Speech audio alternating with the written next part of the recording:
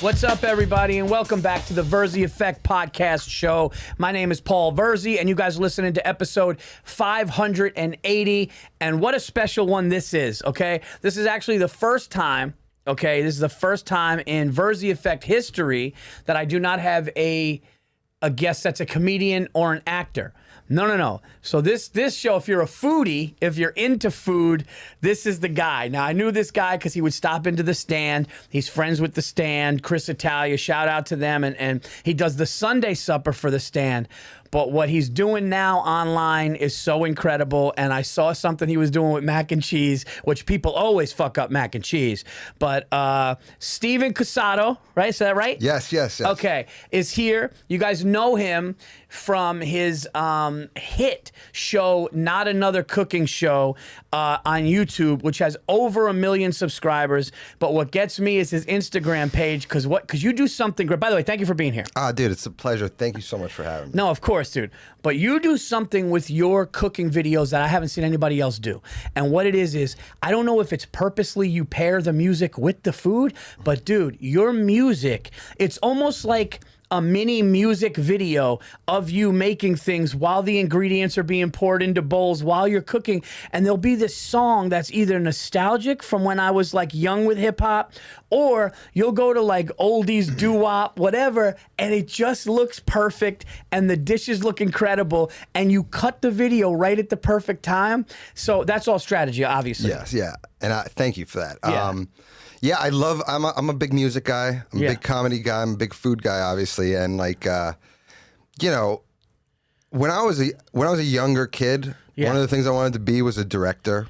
And then when like Steven Spielberg was my guy, then I was like, I'm probably not going to do that. And I was like, maybe I can like, one thing I really wanted to do when I was younger is be the guy who like picked the music in a movie. How to like to score. Yeah. Wow. And I always thought I would be good at it. You know what I mean? Because when you watch a movie and the song hits right, it's everything. And I worked in advertising, so even with commercials, the way that like a 30-second, you know, fast-hitting commercial, boom, boom, boom, boom, yeah. And so like just that idea of like finding the rhythm of a video, or like even a certain recipe, just innately to me has a rhythm. Yep. And I'll find a music that pairs with it, and then I use the beats of the song as a guide for the edit. So what's funny is, you know the music I'm playing on Instagram? Yeah. I'm not editing to it. I'm editing to a song. I'm so like amateur that like I always equate myself to like a 1950s editor. I know how to move shit around. I can't do anything crazy. Right.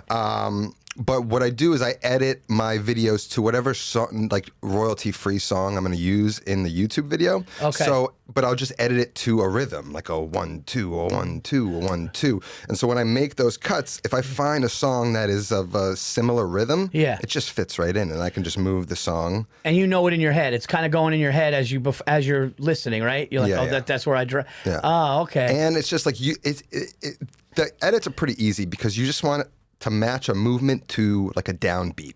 Okay. And so if you can just sort of get a vibe, you know what I mean? Like it helps if you have the song with it, but like I just don't know. Back in the day you had iTunes, right? Like I don't know how to drag a song off of Spotify, throw it in the edit. So it's like I just kind of wing it and it ends up working. It works. No, it does work. Now, we're going to get back to the food in a second, but since you said the movie scoring was like... Was the sound in Jaws part of that? Like when you like Spielberg, like what got you? Like what movie scores do you love? As far as like, I can't remember like the things back then, like the specific movies. I mean, I heard the DuckTales soundtrack, the theme recently. My wife loves it. It's the hottest song that's ever been created. Dude, like, have you heard it recently? I can't believe you just said that. I can't believe you just said that. That was on in my kitchen last week. Dude, that was on in my kitchen last week because my wife, I married a 12-year-old boy. My wife is into Marvel movies, cartoons, Harry Potter, Disney. My wife is literally like, loves that. So like DuckTales is on in the kitchen. And the song is incredible. Oh my God. It's stuck in my head on repeat. I hope this shit blows up to like the new generation. It's going to be the new TikTok song. I know. So now when you started to, where did you see the move? Where did you see the move of your videos getting 10,000, 20,000 hits to all of a sudden getting hundreds of thousands and millions? Was it just like was it more of a viral, like catch fire type thing? Or did you do something in your edits? Did you do something in your videos that you saw, oh, this is what's catching on? Yeah, it's interesting because I had been making YouTube videos. I started about 5 years ago, 2018. Okay. And you're sprinting in the beginning. Like you don't know what you're creating. My back was, I was like kind of had nothing to lose. So like I just started creating and I was kind of freed up. I had moved back home, things kind of fell apart. So like I literally had nothing to lose, free to just create. I wasn't shackled by rent or anything. And my parents were super supportive. So they're literally like, That's I was like, yo, I'm going That's to awesome. need this fucking kitchen for about 3 hours a day. And they don't understand it at first, but eventually they do. And so, in the beginning, I wanted it to. The goal of the show is to just be a show designed for the worst cook. Like I'm speaking in a language, and the way that I use visuals, and it's designed to communicate things that maybe some other shows don't necessarily communicate. I want you to walk away from the show as somebody who's like, I can't fucking cook, to be like, I could do that. Maybe I can make that burger. Maybe I could do that. Yeah. And so I'm just making stuff, and I don't really have like a strategy. Like it's just good recipes is kind of the goal. And I'm Italian American. And so I've made pasta for a while. Of course you are. Of course you are. And so I've made pastas forever, right? Yeah. And when I started the show, it was sort of like, let me start from scratch. This like concept of, pretending you know nothing and then approaching it from like, so it's like I threw away everything I know about pasta and was like, let me become the student, learn how to do it properly and learn how to teach it and then teach it. That's it. And so I started doing with pastas, and I was like, let's do the 4 Roman pastas. And so I started with a cacio e pepe video, and I made the video, and I just titled it in all uppercase, Cacio e Pepe. And it did normal, for maybe a little better than normal for the time, which was probably, I don't know, anywhere from 5,000 to 15,000 views on a video in the beginning. Okay. It was a decent traction, but like it wasn't really a lot. And so then a few months later, this was probably in the spring, I went back to that video after talking to friends. Talk to friends, they're like, maybe change the title on a video. So I go back and I go to the video, change nothing except the title. And I change it to, in all lowercase in the beginning, how to make, and then all uppercase, real cacio e pepe. Press save.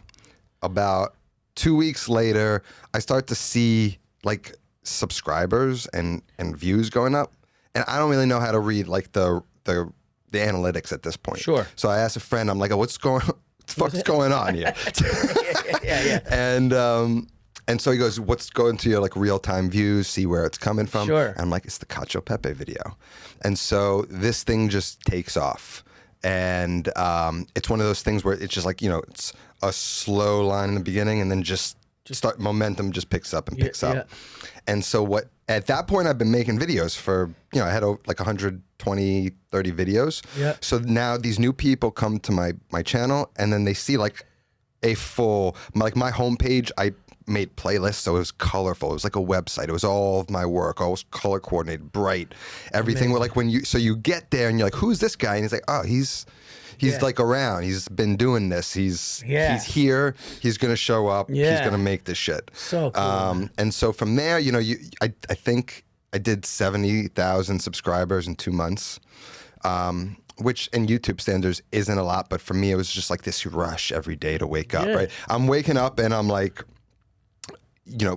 opening the phone to comments like with one eye open, like terrified of what people are saying. Yeah. And like surprisingly, a lot of what people were saying were like they were people from Italy like real Italians, Wow. saying like, "Oh, this is the only American who can cook pasta," or like just saying nice things, that's like awesome. things that were validated, like the care I put into making sure It's like I a did monster this right. comic. That's like a monster comic going up to a comic that's coming up. Yeah. And going, hey man, you're really funny. And it wasn't just like one Italian. It was just like it felt like enough to be like, oh, this is.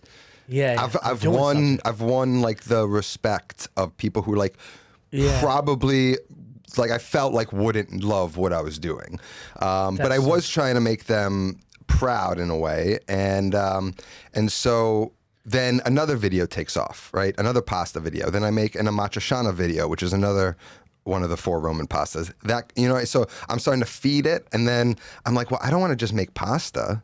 Right. And so I make other stuff, and it kind of like and I don't know if this is because I changed it or it was just a natural progression, which happens on YouTube, but the growth started to slow, right? So I kept growing, it was fine, but now I've got that taste. I need it. You know what I mean? And so like I don't, but one of my like things I'm allergic to is like jumping on these shitty trends. The thing where it was like, if a trend happens, it's played out by tomorrow. Like this AI, cooking with AI. Like I had a concept for a video. Yep. And it was sort of to like prove how like recipes are sort of inadequate, especially when you use them from like a machine who like, Sure. You know what I mean? Yeah, so, but then, and I take time to develop like I don't just rush through because I'm self-conscious. Like I don't want to look like a fucking stunad. Yeah. And so, where was I? What, Mikey? Well, you're talking about you don't want to rush and go on trends.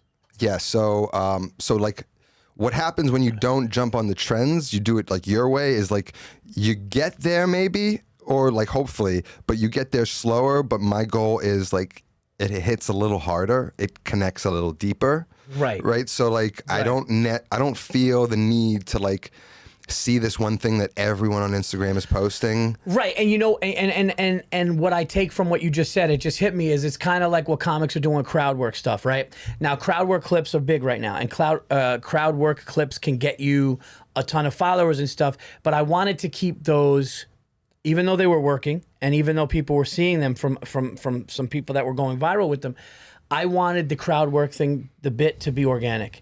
And I wanted it to be a magical crowd work moment. I wanted it to be something where I ask somebody something in the crowd, or I guess something and I'm right, and then everybody goes nuts and we have this cool moment where, as opposed to, oh, I could just ride the crowd work wave. Yeah. Where I could, hey, where you from? And you go out searching for that. And I didn't want to do that. So I understand what you're saying. What you're saying is like, do it your way. It may take a little longer to catch it, but you wanted it to be like what your plan was, right? And what you wanted to trend to be. Yeah, and like at the end of the day, like by doing it, I realized like, oh, now I have these, like, I'm a voiceover guy now. Like I know how to do voiceover. Like I have these skills that like if I just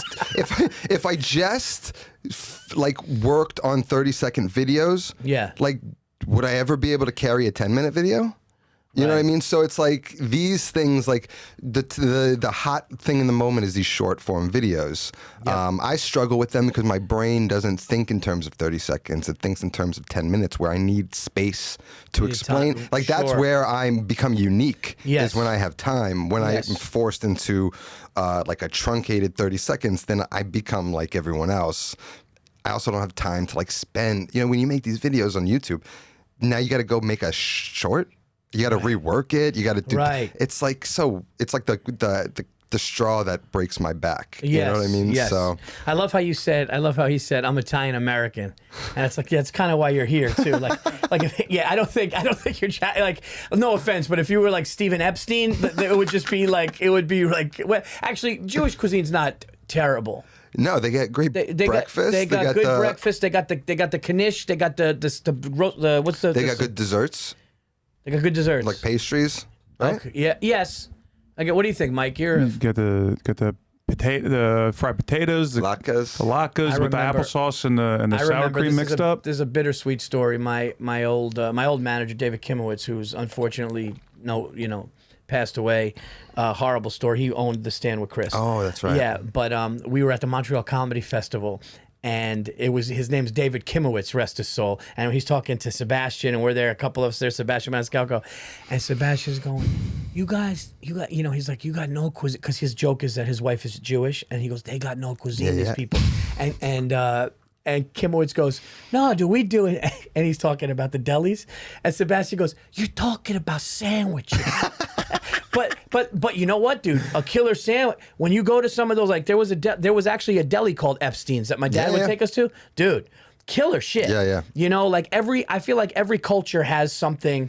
Like, dude, have you made I didn't see this one. Did you make a Jamaican jerk chicken sandwich? No. Dude, the Jamaican jerk chicken sandwich, dude, a Jamaican jerk chicken is incredible if it's made. But that's what I loved about your videos. And when you said that, like, you had the idea of being a director, I see that in your videos. Like, I actually, like, I'm not even joking. Like, the way you do it and the way you crack the egg, there's like a Scorsese, you're like I swear to God, like that thing, it's like the egg cracks. You see the flour, you see you mixing. The song is perfect over it. It's like in Goodfellas when something's happening and the song, because Goodfellas, those songs. Oh, so funny, dude, because I did the video, so I do the Sunday supper pop-ups and then I film it and it's like becomes my reality show. And so we had the first one and I filmed, we had 4 cameras. It was crazy. A few days. And I'm like, how am I going to do this? And so I'm sitting in bed, I'm watching Goodfellas and I hear the narration and I'm like, it's fucking it. Do the Ray Liotta. Your style now becomes Ray Liotta narration. Now, yes, and I get that from your videos. So if you haven't seen, I'm telling you, man, this is next level. And like the way you crunch it, and the way the ones that really got me, that you did. You had this way of even making like the cheese stretch and make noise, and the crunch and everything, and then you bite it, and then it's done. You cut it. It's almost like this cliffhanger of like, when I'm done watching one of your videos, I'm like, I want to go make my own cheeseburger on a frying pan right now and see what I can do. And you make it in a short amount of time. You make it feel like, I can do it, and I could probably do it good. And then I'm in a good mood because of the music. So it's like, I almost wonder if Andrew can put in, I think I'm going to try to have my producer drop in one of your. Oh, that'd be good. Dude, the mac and cheese. Let's talk about this for a second. So the mac and cheese, let's be honest. I would say out of all the times I get a mac and cheese, I would say 9 times out of 10, not a disaster, but it's not wet. It's not wet. It's either dry, the cheese is broken. Or the cheese like has that thing where, like, when you pick up old nachos where it's just kind of caked on and the nachos stick together. It's very rare to get a mac and cheese that the fork goes in and every bite it's kind of wet, it's kind of delicious, it has that creaminess to it, but not too watery, and you captured that. With those noodles too, the cavatappi. Oh my God, those are they're like, I think people I saw a video where somebody called it corkscrew pasta. Okay. And Jesus Christ. Yeah. Yeah. That's now. What's your favorite? Do you have favorites of your own or no? Like where you're like, oh, dude, the song and that food was perfect. Or? I just posted I did a risotto video that I just posted. It's an old video, but I put it to a Vivaldi song. This is the most Italian shit I've ever heard in my life. Dude, that is the greatest. Dude, that is. Pasta to 4 Seasons. Yeah, you know what, though? You're talking shit. I know what you're eating after this. Dude, this is like. I'm impressed. But when I watch it and the music hits and it like rises, it builds. Yeah. I'm like, it's just like when it is what I hope it be, because I'm burnt out, I'm lazy. They don't, I don't put as much time into it. But sometimes I go on these stretches where I'm just like, oh, I want it to hit so hard. You know what I mean? Yeah, so I put a little bit more effort into it. But yeah, I mean, I try to make them all. I mean, when somebody says, this kid never misses, like that's the best compliment. Yeah. You know what I mean? So it's just like, it just shows like you're just trying to give the same love to like a salad as you would mac and cheese, and like try to get it as exciting. People as excited about that. It's when somebody said, it's when you get a compliment in stand up where someone's like, you're a killer, and like the clip it and people are just like so funny. Always you have a clip of food that you don't miss. You make people want. I think that's why your show keeps growing. Now, my opener, somebody that opens for me. His name is Tyler Horvath. Shout out to Tyler. Tyler's a great kid, funny comic. He's originally from Tampa, but he's out of Chicago now. He's going to be moving to New York. loves you. Oh, yeah? Like, loves you to the point where would talk about you from way before. And then I told him you were coming on my show, dude. And when I told him you were coming on my show, he was like, dude, I love that guy. So last night I texted Tyler and I said, Tyler, he's coming on the show. He said he's coming on. I said he's coming on the show. What do you want me to? Do you want me to ask any questions? And he did. So this is the first one. You mind this? No, absolutely. Okay. So he says he knows like the basic stuff. Okay. So I guess the first question. Yeah. He said, "Oh, that's awesome, man. I love that guy." And he said, "Here's a basic one." He said, "What's your favorite food spots in New York City?" Okay, that's easy. Emilio's Bellato. You ever been? I have not. Oh, we got to go. Emilio's Bellato. Yeah. Okay. That is the Italian place to be in New York City, in my opinion. Have you been, Mikey? Okay. Okay, so that's... Between Anthony, shout out to Anthony and Emilio Vitolo at Emilio's. Anthony is the chef, you know, so it's like the father. Okay. The father started it 50s, 60s on Houston Street when it was a shit, you know, it's like a shit neighborhood. It was a tough neighborhood. Okay. And, you know, obviously built it into a neighborhood joint. Okay. And so now the son, Anthony, took over the kitchen, and Emilio, and there's another brother that worked the front of the house. The father just sits in front of the restaurant all fucking day. Coffee, espresso? With a mean mug. Oh. I'm scared of him. And I think he knows me now, but like, I'm still scared of him. Like he just sits in the front. It's like true. It's like a Sicilian man, just staring death into your eyes. It's like, are you trying to fuck with my restaurant? Yeah. What are you doing? And that's so funny. And it's a hole in the wall, so it's like a tiny little space. So when you see someone doing that to you, you're like, "There's something real is happening here." But the duo of Anthony in the kitchen and Emilio taking care of you is an unmatched experience in New York. And what they did was they modernized the menu like 1%. So like you get a menu and you could order from it like most people do, but everything that's like fun and special is off menu. So you have to know what to order. And it's, you know, he's got this big ass veal cutlet with vodka sauce, mozzarella, and prosciutto. Oh my God. It's out of control. He's got chicken scapriello wings. What? That are like the best wings you've ever had. Dude. The focaccia is the best focaccia I've ever had. It's the pork chop. Yeah. He's got a vinegar pepper pork chop that he brines for like 3 days, and he like injects it with the cherry pepper, and it's like the most tender, succulent piece of. I'm not even kidding. It's the best meal that you like from top to bottom. Service, environment, vibe, food. Oh my God. Favorite place by far. Oh my God! So that's a I mean, that was. We're going. We'll go. We'll go. We're definitely going. We're definitely going. That's incredible. Did you get a little wine there, dude? Oh my God! All right, he doesn't have many here. Also, whether he's had any crazy meals since getting notoriety. So I guess what he's saying is, since the page is blown up and since you've gotten people know you, has anybody been like, get that kid over here or give that kid? Have you had anything like that, or you're more sought out to do the? No one really seeks me out for that kind of stuff. I'm not really like that kind of creator. I did have one dinner at Felix, Los Angeles. It's like an Italian pasta place. Evan Funky is the chef. And I went at like 5 alone. I was in California, and I was like, I'm just going to try and like walk in. It's impossible reservation to get. Yeah. So I walk in at like 5, put my name down, and I get seated. And I'm like, I tell the waitress, like, I'm gonna order more food than I'll be able to eat. So like, I just like, no disrespect. I just want to try a bunch of shit. No disrespect. That's such an Italian. You're like a skinny kid and shit. Listen, I'm gonna order a bunch of shit. There's no disrespect here. I just have to taste everything. So that's so great. So you know, I get a whole focaccia for me. I'm like, I'm dead after that already. First thing. Yeah. And they have they're known for fresh pasta, and so they have you know, one of those rooms, like a hermetically sealed room or whatever, or humidity controlled room, and a guy making pasta. Guy's wearing a Yankee hat. Yeah. And I guess he recognizes me because I had made a video of Evan Funky's pasta recipe.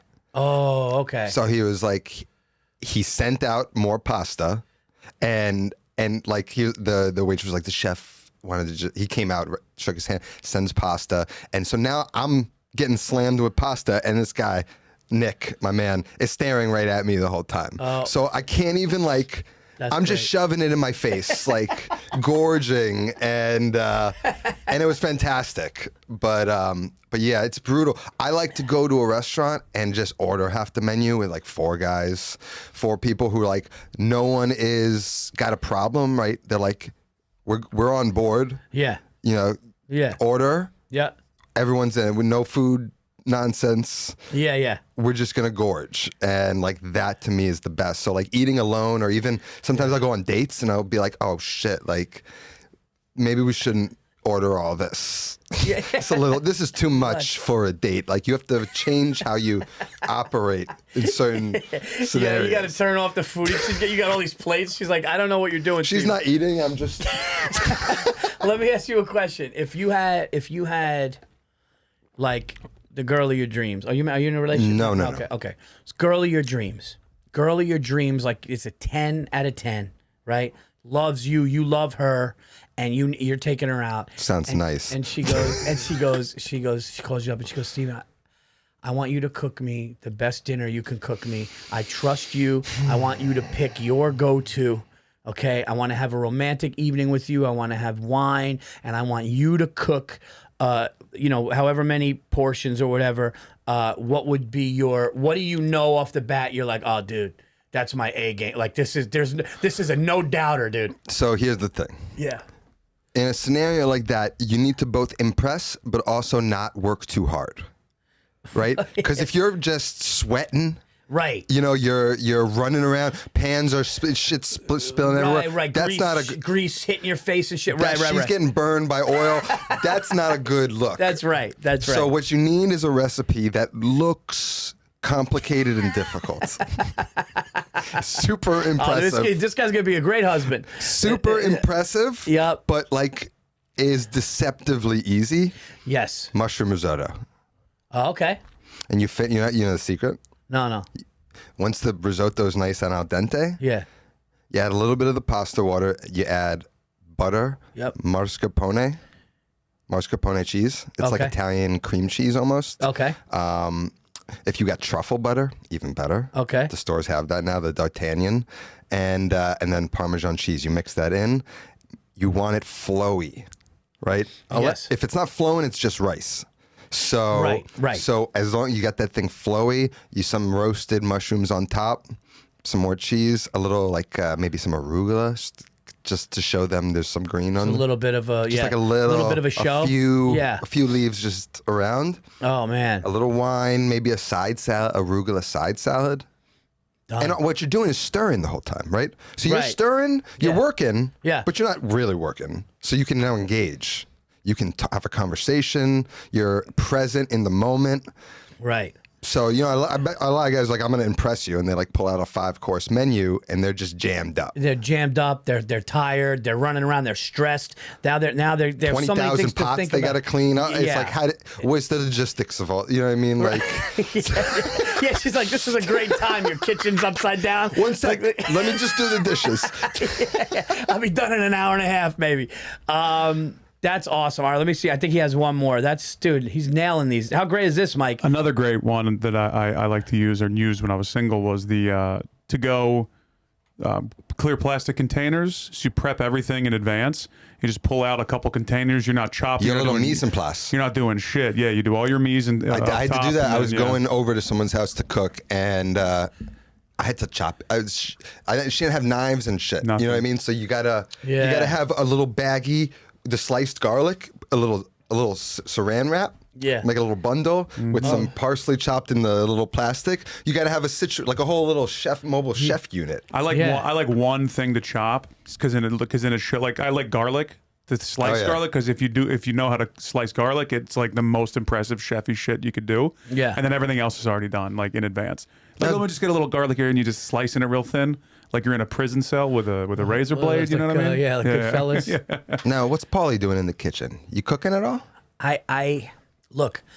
Somebody said, who was over? Somebody's like, oh, dude, you did. I can make a nice breakfast. I can make a nice burger. My wife is getting really good. The one thing I learned is that pasta is wrong a lot. I've learned by pasta's wrong a lot, and you just hit the word on that. You just nailed it with the one word, and it's al dente. Pasta needs to be al dente. To me, it needs to be. I think there's a fine line between al dente and when it's a little bit too much. I think it changes the dish. I think if you get we had the other night, and it was so perfectly al dente that I go, this is a different pasta dish. What brand of pastas in your house? Oh my God. There's two. There's one with the D and one with the B. The Checo, throw the B out the window. Throw the B out the window. Only do the Checo. The Checo. The better. That's an Italian slow dry. You heard that, everybody listening to the show? Di Checo. Bronze extruded pasta, and what it will do is it'll get. You know how you said like there's a small window? Yes. This widens it a bit. Oh, okay. So like it's a little bit more forgiving. Like al dente will stay at al dente a little bit longer. It's like a golf club with a bigger club face. You got a little more room for error. You got a little more. Okay, I like that. Yeah. I like that because al dente to me is pasta. If pasta is fresh and a little al dente to the point where I think it takes the whole dish to another. Especially the mac and cheese, right? Like that mac and cheese had some al dente. Usually it's mush. It's a mushad. And then when it's mush, it's just all right, let me go. This is the last one from Tyler. Because all the foodies are going to love you on the show. This is going to be... I got one while you're looking. Go ahead. What's your favorite restaurant trick at home? Like, like butter makes everything better, finishing sauces with butter, but what do you have like a favorite hack that's like, this is from the restaurant? I think probably is the act of making stocks and then reducing them all the way down to like a demi-glace, which then becomes like what every steak sauce you ever get. Like you get a steak and you get like a really strong reduction. You're like, oh, this is incredible. Like, how can I do this? And it's like, it's quite simple. It just takes a shitload of time. So it's like if you've got that done, like you make stock, you reduce it all down to a demi-glace, and then you divide it up and you freeze it. Every time you make a chicken, you just throw a cube of demi-glace out with a little wine. It reduces into like a glaze, and you have like a restaurant quality sauce in 5 minutes. You could just sear chicken breast, throw the shit in there, a little wine. That's it. And you got this outrageous sauce that's like a 5-star level. Wow. Oh, dude, man, this is we gotta go. I'm getting hungry. I'm getting excited. I'm gonna start fucking up dishes at home with this. But let me ask you a question. His question is this: do you rather cook for people or someone cook for you? Cook for people. You rather cook for people. That's like it's like my thing, right? Like it is my purpose. If I'm here, we need to eat. Like it is what I do, right? It's like my way of showing love. It's showing I care. And it gives you something, right? Like when you watch somebody enjoy something you make, it's like I'm sure a comedian sees the crowd laugh, and you see the crowd laugh with a bit you thought of. Now you see somebody take a dish and that you made, and you put all the time, and like you said, all the little things and the sauces and the reduction, and you watch them bite it and look at you and go, dude. What's funny, because like I'm pitching a cookbook, and there's a name I have that I'm realizing is sort of like the persona I'm developing into like who I think my brand is. Yeah. The name of the book I'm going to pitch is called Modern Grandma. Right. And so like when people say you're a chef, right? I go, I identify as an Italian grandma. And so like that energy, right? Cooking for you, then making sure you're like, it's innate in me. And so like even this idea of nostalgia, the music, like it all blends back into this idea of like, my brand now is Modern Grandma. Dude, that and perfect thing that happened to me just now, and this is perfect timing. So I was in Tampa last weekend, and there's a comedian, he's an Italian comedian from Philly. His name is Steve Simone. Steve Simone is from Philly. He was out at the Los Angeles. Shout out to Steve Simone. Such a beautiful soul. One of the nicest people you ever meet. He's one of the best storytellers. Amazing guy. And he said, hey, he usually takes me to this market, the Italian market in Tampa. And we usually get a chicken parm sandwich and a soda, and we sit and we eat. And it's a great market, and it's got all the meats. It's got the whole thing. You go up and down. It's got the antipastas. It's got the meats hanging. It's got the bakery, the whole thing. Like if you went to Arthur Avenue or whatever, right? So he goes, hey, instead of doing that, instead of going to the market, he goes, what if my mother We drive an hour. My mother's going to make you, his 80-year-old mother, 79, whatever, going to make you lasagna, meatballs, the sausage, and the pork and all that. And I go, well, dude, I'm not saying no to that. So we get in the car and we drive an hour from Tampa to Lakeland, Florida, where his parents are. His mother's got a tray of lasagna out there. She's got the bowl with the meatballs and the sausage and the pork. And we sat down like it was literally, when I tell you, exactly like in Goodfellas when they went to Tommy's mother's. You know, and she goes, what, Henry, you don't talk? Dude, we're sitting there and we're just eating it. And I'm just going like, dude, and she gave me so much that I had to take a left. No, I don't want to be disrespectful. So in between shows, Saturday night, I actually, for the first time ever, I take it from my hotel refrigerator. I go to the comedy club with lasagna, meatballs, and the staff is looking at me and they're like, you have anything? I was like, no shitty comedy club food tonight. And dude, I put this thing in the microwave in the Tupperware she gave, and the sauce and everything. And I'm in the green room. We had a bottle of wine, dude, after the shows.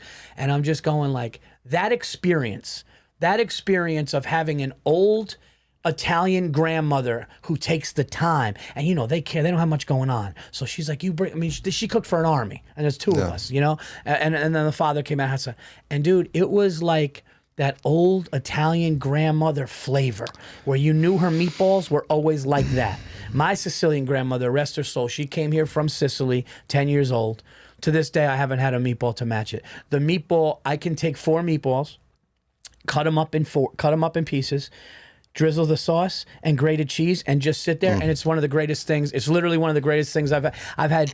One place maybe come close to duplicating it. But when you say that you identify as a grandmother, I totally understand what that means, because there's an authentic thing to that is very, very special that you're recreating. And that is exactly that sentiment, that experience you just had is part of the heart of the book, right? The idea is like there's an archetype of a person, the grandma, that is dying off, right? Like, yes.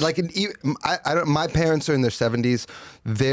They won't be that kind of grandma. You know what I mean? Like the modern parents now, right? They'll be grandparents, but like, you know, they're not going to wear the peach sundress with the sandals. No. You know what I mean? And so it's like, the idea is like, we all have traditions that are rooted from those people. Yes. And when the reason I did Sunday supper at the stand is because like my grandparents are gone, and with them all the traditions. Sure. So, and the only Sunday supper I ever had growing up was my grandma in Albany, who we saw a few times a year. So Sunday supper to me was a special event.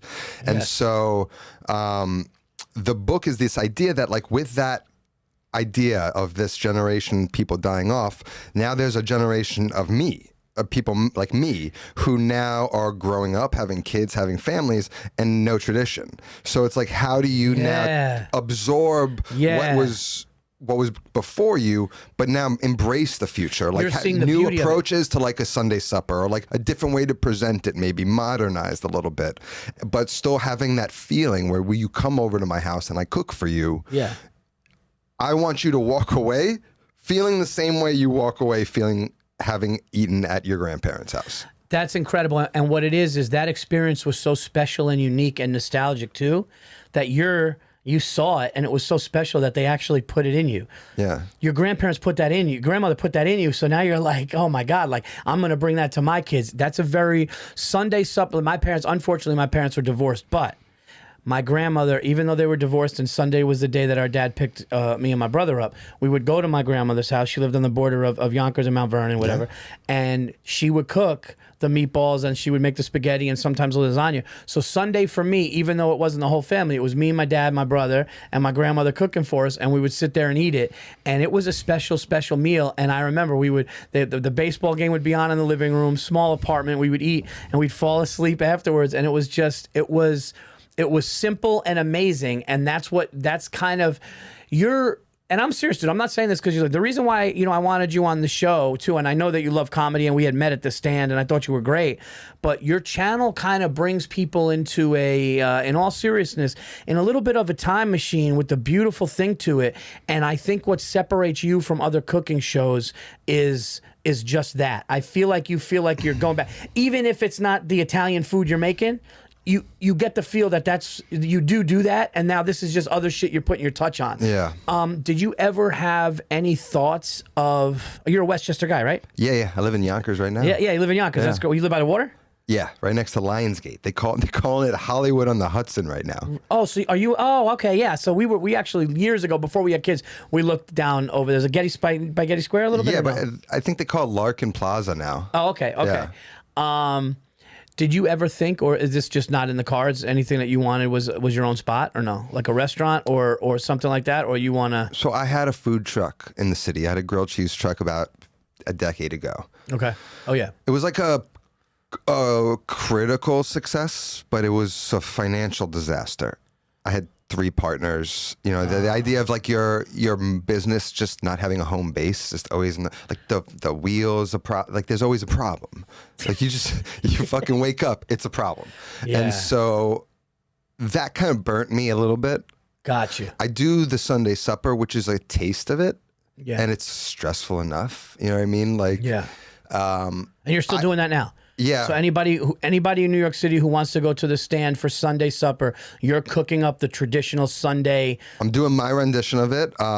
We've been having scheduling issues the past few months, and I know Chris is still. I think he's still in Italy. But we should have one in the summer and then one in the fall at least for sure, and hopefully next year we can ramp it up a little bit more. But I mean that in Sunday supper, that's a restaurant. There's no restaurants that are anchored by a large format Sunday supper that you can get. Dude. The beauty of Sunday supper is people come, right? Like a girlfriend and a boyfriend will come, have Sunday supper with them. They have such a good experience the next time they come with 8 people. Yeah. And so now it's a big united Sunday supper, but then you have your little microcosm of Sunday supper. Yeah. It's just this fun vibe that is like, hard, like, you just don't have it anymore. And so it's this ability for like this idea that you could have a restaurant where it's like that, some people don't have families. You know what I mean? So this idea to even eat that. Yes. Yeah. You know what I mean? Like to taste those flavors is a unique thing that like, I don't think any restaurants really like kind of like that's like the core of the restaurant. Yeah, no, that's amazing. Sunday suppers would seem almost like a cool Italian restaurant name too. Just like have that be the menu. 2 things my wife makes that I think I haven't. There's nobody's ever made it better, and my wife is known for this through every multiple family. Everybody who had it, hey, could she make it? My wife makes one of the most incredible, freshest, best ingredients chilies ever, and she could spice it up, and the chili is like nothing else I've ever had. And then my wife makes something that I'd never heard of before I was with her, and it comes out before dinner on Thanksgiving, which is pumpkin soup. She makes a pumpkin soup where they put the cream on the top, and it can be spicy too, and it's absolutely out of this world. What she does with the broth, I don't know how she does it. One time you got to come up to the house since you're in Westchester, and you got to try it. I'd love to. It's incredible, but simple things made good. So I want to talk to you about your grilled cheese now. So with the grilled cheese truck, you guys, obviously you did the traditional, but then you throw anything, because now I know what they're doing with grilled cheese. We didn't do the tradition. We didn't have an American cheese. We didn't hold American cheese.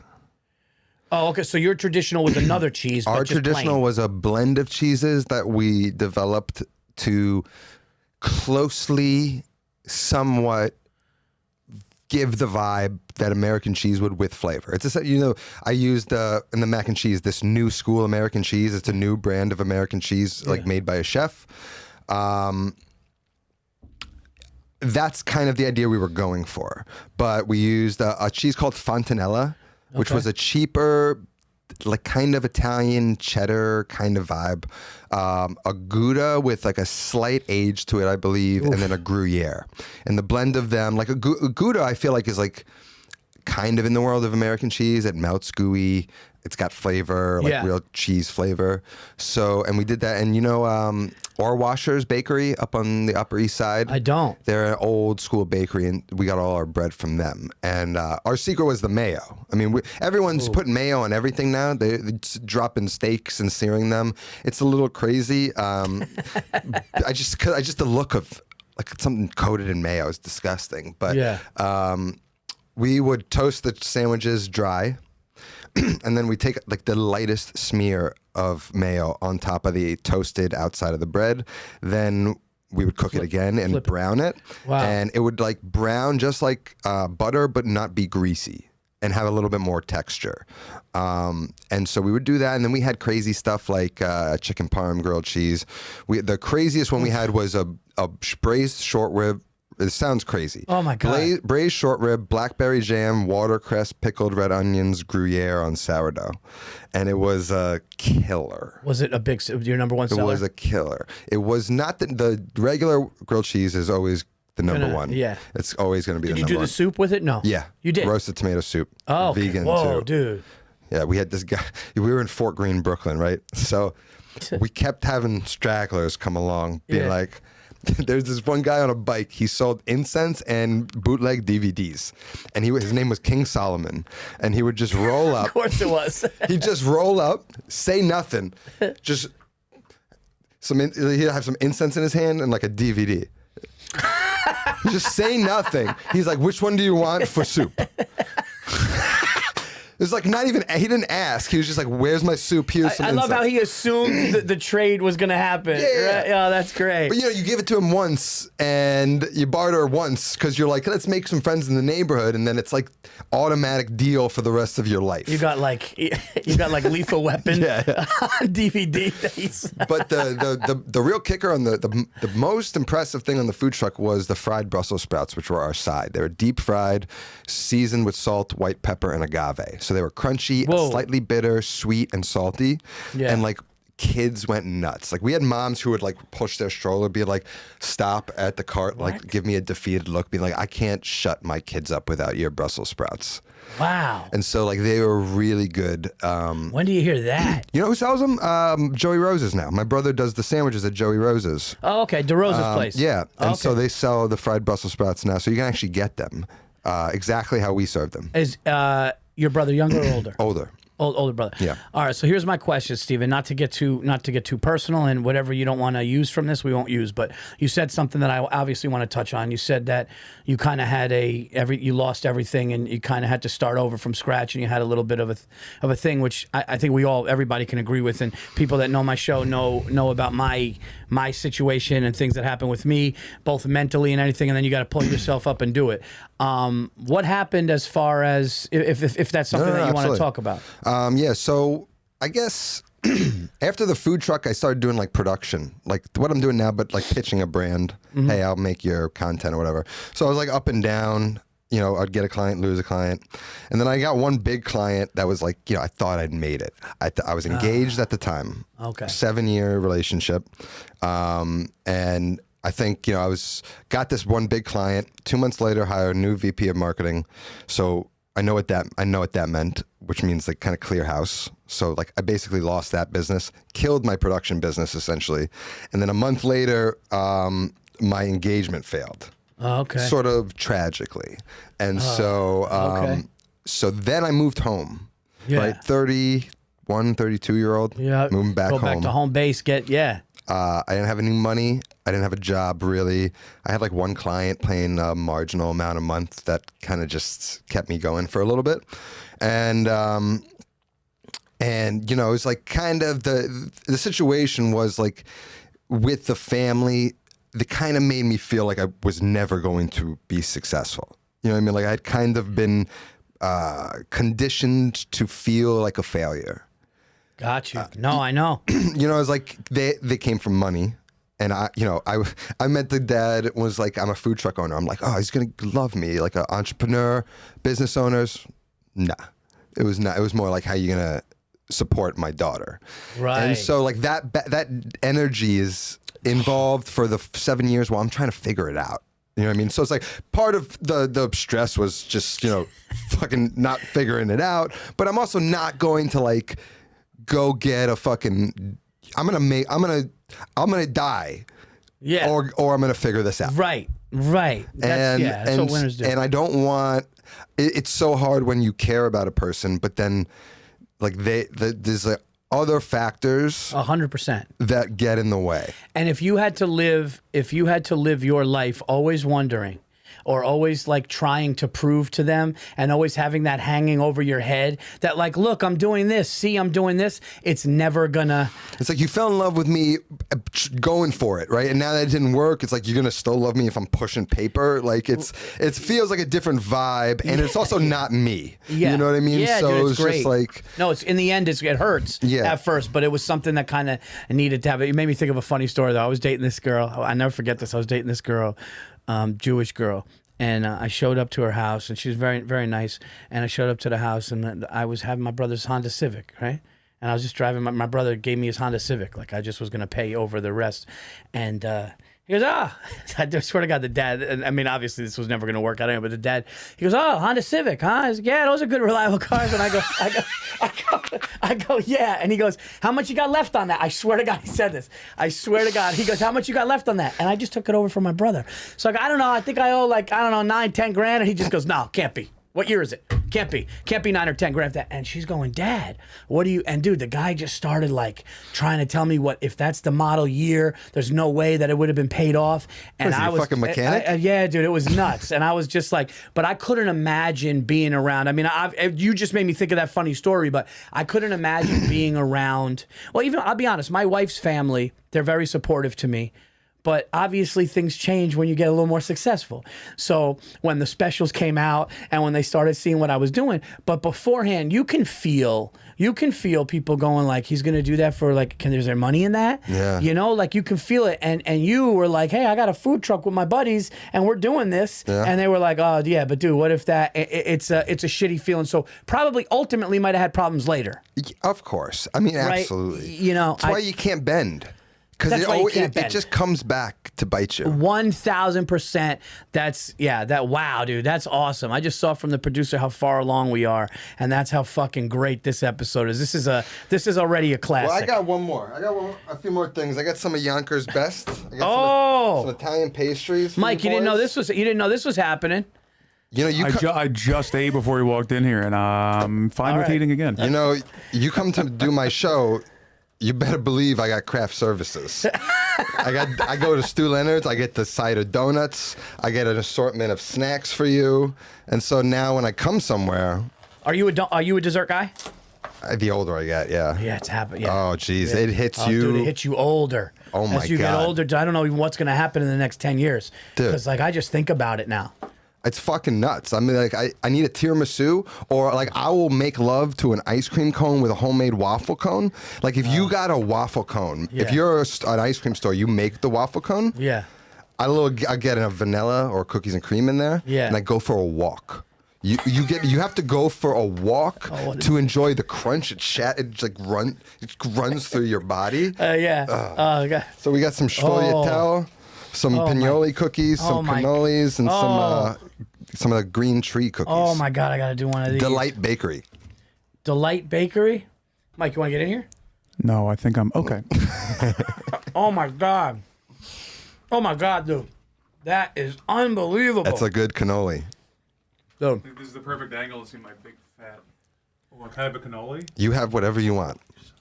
Oh my God. Stephen, you can have some? Yeah. There you go. I'm like, I got the gram on me. I'm like, I drove all the way here. I got to take a little piece of this here. Oh, my God. Dude.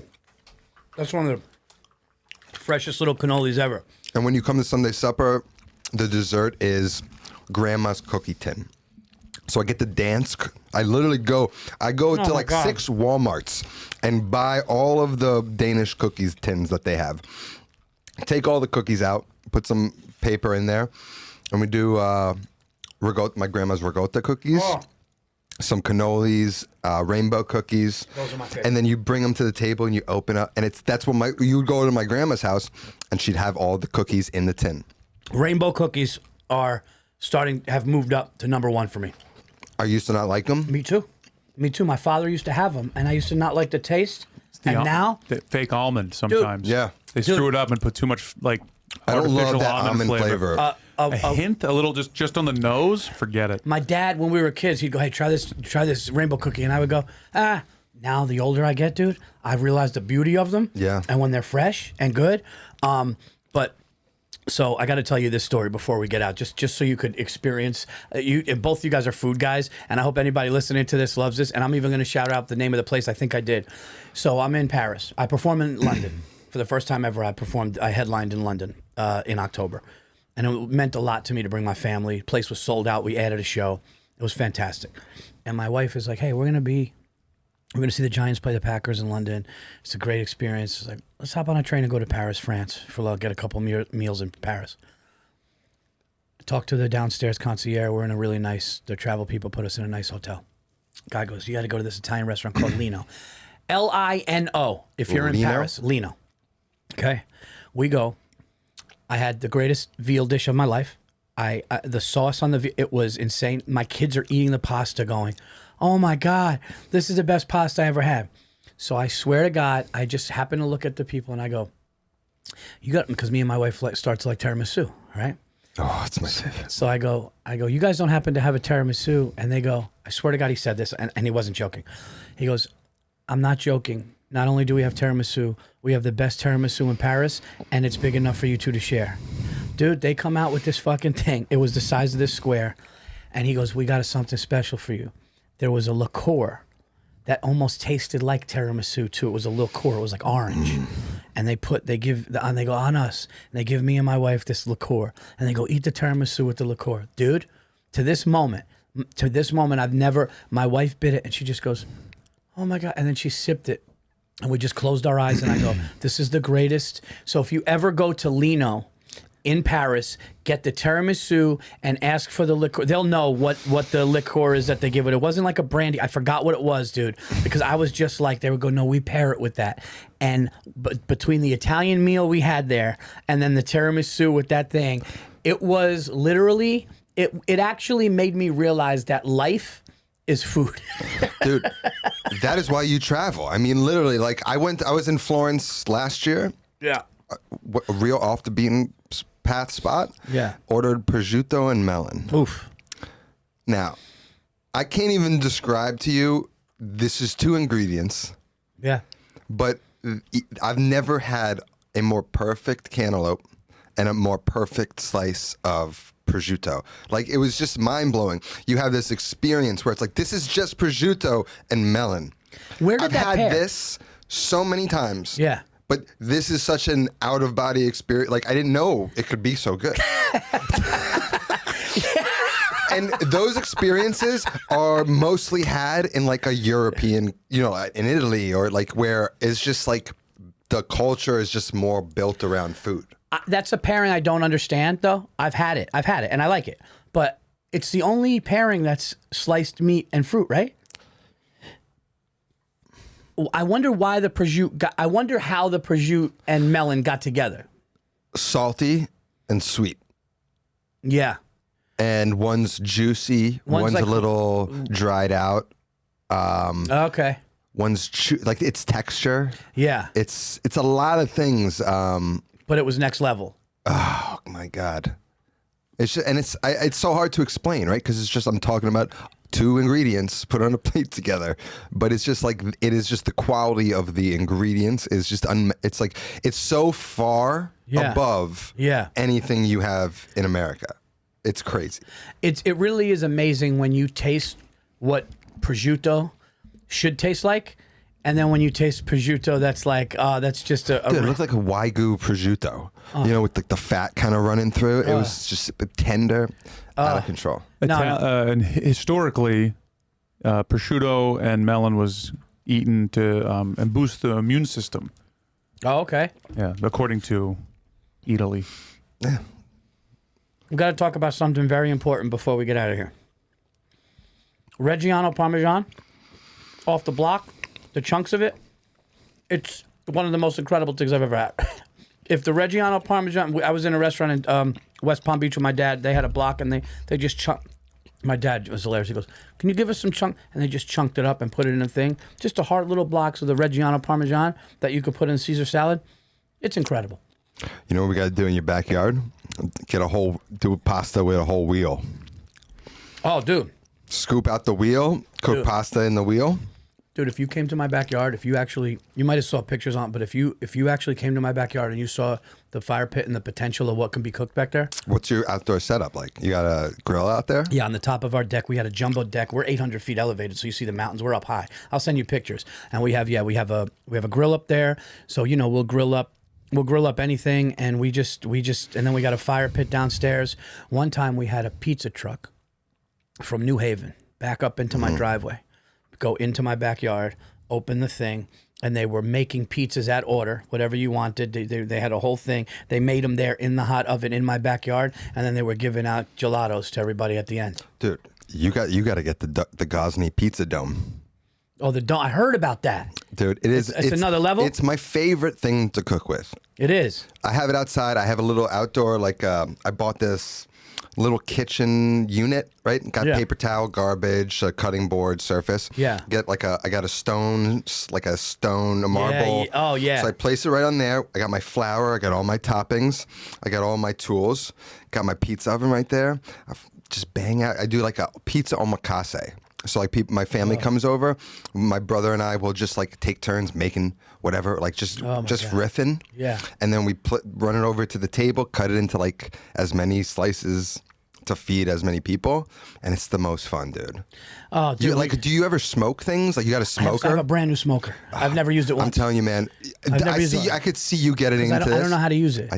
Okay. I used to work for a barbecue company, so I had to make content and be in the videos for a company that sold barbecues. So in the barbecue community on YouTube, they know they will spot your fuckery if you are not with it. If the smoke is white, they'll be like, your smoke's dirty. And so you got to know what the fuck you're doing. There's barbecue trolls. Oh, dude, they're fuck with you. The kid doesn't. He doesn't even know what clean smoke is. Oh, that's great. You see the char marks, burnt. You know what I mean? They're all over you. So even if there is smoke, they're like, you're not smoking right. I thought you cooked with smoke. It's got to be clear or blue. It's got to be a thin blue line. Yeah.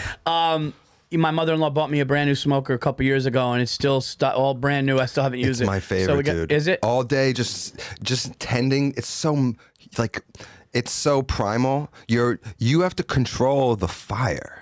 Yeah. Fire. I mean, holidays. I sit in front of the fireplace. I just stare, right? And so, now when I go outside during the summer, you're just toking it. You move it. Just what did that do? It ignited a little bit more. Now I got to have more, and you learn how to control it. Yeah. And it's just a fun way to cook. Dude, what if somebody said to you, Steve, I want you to drop everything? What if Floyd Mayweather was like, dude, I'll give you $5 million a year. I just want you to come with me and cook. Would you do it? $5 million a year? You probably tell him 10 because he's got it. Yeah, I'm not the negotiator, but now that you said it, of course, and I'd do it for a year. There you go. I'd bank that money. That's a good. You know what? If somebody offered you that, you go, hey, listen, I'll do that, but let's just do a year. Yeah, I got shit to do. Let's go a year by year contract. Yeah. You give me the millions. I'll cook on demand. Fly with you for a year. You give me that, and you know what I do? What? I find a new chef. Take a percentage of his cut. There you go. I got you. Buddy, please, it was such a pleasure having you. Please plug all of your stuff and tell people where they can find you, where you could find the videos. Guys, I'm not kidding, man.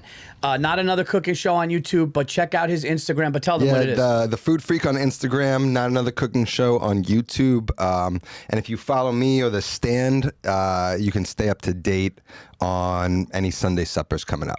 And spell your name for what? Stephen Spellman. No, spell. Yeah. Well, C-U-S. Does that make school?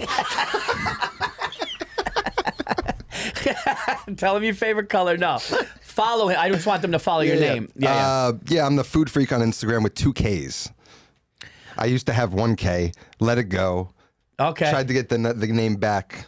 It's one of those things. Well, dude, guys, you got to follow the Food Freak, okay? And you have to check out Not Another Cooking Show. And like I said, when you watch his videos and you pair, the way he pairs it with the music, it's perfect. It makes you hungry. It makes you want music. It puts you in a good mood. Yeah, dude, you're the best. Dude, thank you. This was so much fun. Dude, Thank you so much. Dude, for the time to go that fast, I truly feel like, I hope the audience feels this way. I feel like this is one of the best Virzi effects in a long, long time. Haven't had anybody on here talking food. Haven't had, on here talking like recipes and stuff like that. And also like your backstory. It's like you have that food truck, things kind of go awry. You have that relationship thing. You go back home to home base, and now you got this hit show, and you're cooking for one of the biggest and best comedy clubs in the country, and it's awesome. So please check that out. Also, guys, for me, I will be, I don't know when this episode will come out, but if it does come out next week, next Wednesday, then that means I will be, you could see me at the Houston Improv. I'll be at the Houston Improv one night only, June 28th, guys.